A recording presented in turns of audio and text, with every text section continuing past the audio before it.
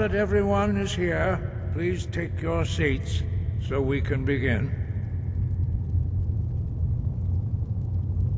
I hope that we have all come here in the spirit You of... insult us by bringing her to this negotiation? You're Chief Talos Hunter? That didn't take long. Here, here.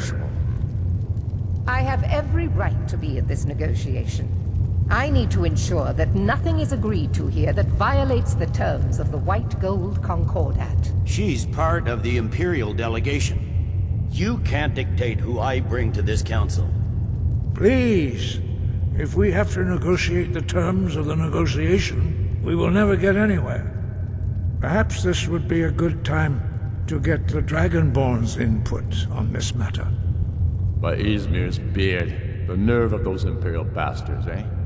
To think that I would sit down at the same table with that. Thalmor bitch. Either she walks or I do.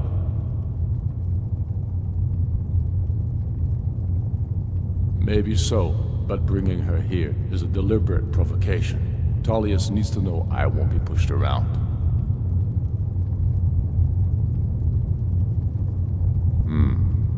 It feels like a mistake to me. But I'll bow to your judgment on this. But she is to observe, nothing more. We are not negotiating with her. Is that clear? Ulfric, why so hostile? After all, it's not the Thalmor that's burning your farms and killing your sons.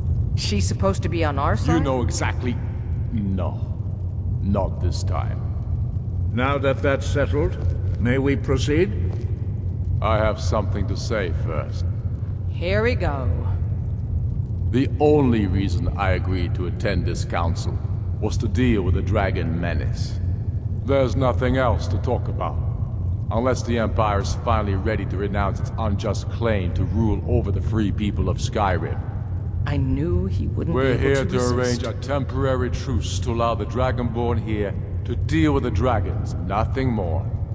I consider even talking to the Empire a generous gesture. Are you done? Did you just come here to make speeches, or can we get down to business? Yes, let's get this over with. Are we ready to proceed? Jarl Ulfric, General Tullius, this council is unprecedented. We are gathered here at the Dragonborn's request. I ask that you all respect the spirit of High Hrothgar, and do your best to begin the process of achieving a lasting peace in Skyrim. Who would like to open the negotiations? Yes, let's get down to it. We want control of Markarth. That's our price for agreeing to a truce. So that's why you're here, Ulfric? You dare to insult the Greybeards by using this council to advance your own position? Jarl Elisif. General, I'll this is handle this. outrageous. You can't be taking this demand seriously. I thought we were here to discuss a truce. Elisif, I said I'd handle it. Ulfric, you can't seriously expect us to give up Markarth at the negotiating table. You hope to gain in council what you've been unable to take in battle, is that it? I'm sure Jarl Ulfric does not expect something for nothing. Yes, that'd be entirely What would the out of Empire character. want in return? Wait, General, you don't intend to just hand over Markarth to that traitor? This is how the Empire repays us for our loyalty? Enough. First, let's be clear. This council wasn't my idea. I think it's a waste of time. You are a traitor to the Empire, and deserve a traitor's death. But I at least will negotiate in good faith. Since we're all here at your request, I'd like to hear what you think Markarth is worth. The rift would help secure our communications with Cyrodiil, and threatened Ulfric's southern flank. You heard the man, Ulfric. We've made you a fair offer. Are you serious about these talks, or are you just here to posture? I expected better from you, Dragonborn. I came here in good faith, and now it seems you help the Empire at every turn. As for you, General Tullius, I see now that Galmar was right. Talking to the Empire is just as useless as ever. If you think you can hold Markarth, You're as deluded as your Emperor when he signed away our freedom to the Thalmor. Skyrim will never again bow to your false empire. Let's go, Galmar. I should have listened to you in the first place. You always were a fool, Ulfric.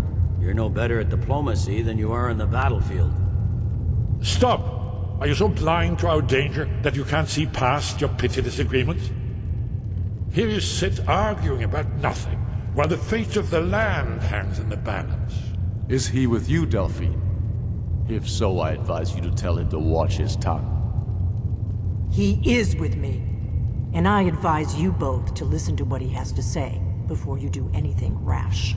Don't you understand the danger? Don't you understand what the return of the dragons means? Alduin has returned, the World Eater. Even now he devours the souls of your fallen comrades. He grows more powerful with every soldier slain in your pointless war. Can you not put aside your hatred for even one moment in the face of this mortal danger?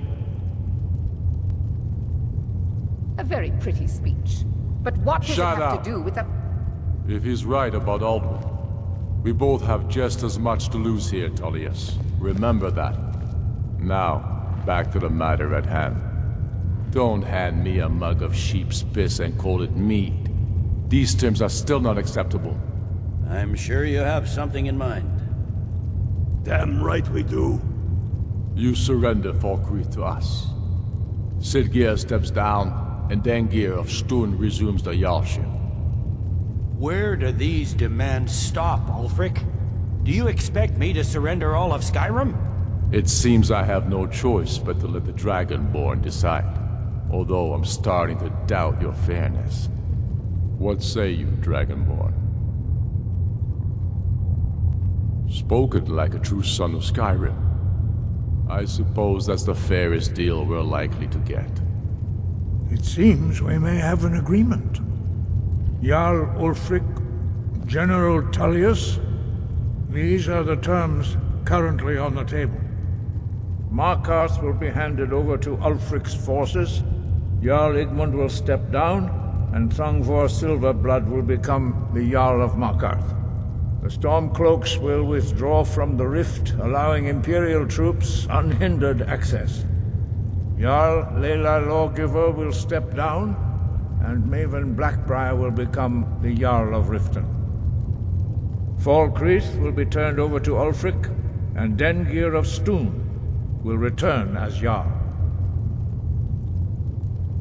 You both agree to this? The Sons of Skyrim will live up to their agreements, as long as the Imperials hold to theirs. What about you, Elisif? Are these terms to your liking? Speak up! I'm sure General Tullius is waiting to do your bidding. I have nothing to say to that murderer. General, you've proven yourself a good friend to Skyrim. I continue to trust that you will do your utmost to safeguard our interests. Thank you, Jarl Elisif. I appreciate your loyalty. The Empire can live with these terms, yes, for a temporary truce, until the dragon menace is dealt with. After that, Ulfric, there will be a reckoning. Count on it. Come on, Galmar.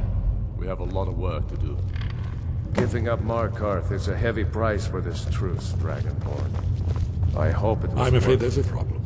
A serious one. I've discovered who the Greybeard's leader really is.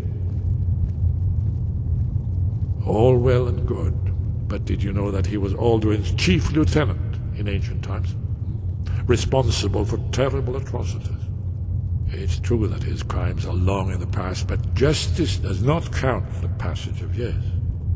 The Blades have been hunting him for centuries, but he was protected by the Greybeards, and then the Emperors. Justice demands that he die for his crimes. Until he is dead, I'm afraid my oath as a Blade prevents me from offering you aid and comfort. Goodbye, then. Valgrove, I assume you are familiar with the Dragonborn's plan? Yes.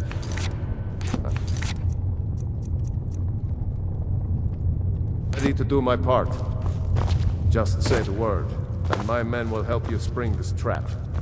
But the difficulty remains how to lure a dragon to Dragon's Reach at all. Well, that's an excellent question. You haven't overlooked that little detail, have you? I believe I can be of help here. I anticipated the problem. While you were arranging this meeting, I was busy in the library of Skyhaven Temple, an unguessed trove of lost lore. But the important thing is that the Blades recorded many of the names of dragons they slew. Cross-referencing this with Delphine's map of dragon burial sites, I believe I've identified one of the dragons that Alduin has raised up. Don't you see? The names of dragons are always 3 words of power, shouts. By calling the dragon with a voice, he will hear you wherever he might be. He's not compelled to, but dragons are prideful by nature and loath to refuse a challenge. Your voice in particular is likely to intrigue this dragon after your victory over Alduin. I think it's very likely that he will be unable to resist investigating your call. Indeed. I'm no master of the voice, like these worthy gentlemen, but it is written here in this scroll. Oda Ving, winged snow hunter,